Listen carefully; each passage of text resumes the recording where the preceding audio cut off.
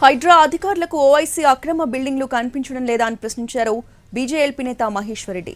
వాటిని కూలగొట్టే దమ్ము లేదా అంటూ నిలదీశారు. బుల్డోజర్లు లేకపోతే పక్క రాష్ట్రం నుండి తెప్పిస్తానన్నారు మహేశ్వర్ రెడ్డి. హైడ్రా చర్యలు కొందరినే టార్గెట్ చేస్తున్నట్టు ఉందని ఆరోపించారు. ఓవైసీ బిల్డింగ్ల నుంచి కూల్చివేతలు మొదలుపెట్టాలన్నారు ఆయన.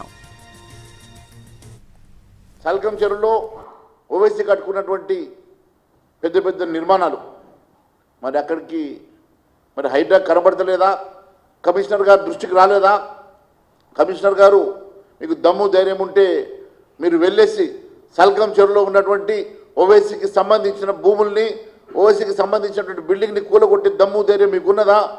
లేకుంటే మీకు అది కనబడకుంటే చెప్పండి, మీ వెంట నేను వస్తా, మీకు వెళ్ళి చూపిస్తా, వాటిని డిమాలిష్ చేసేటువంటి దమ్ము ధైర్యం మీకు ఉన్నదని అడుగుతున్నా. లేక మీ దగ్గర బుల్డోజర్లు తక్కువ ఉన్నాయా? జేసీబీలు ఇవ్వా?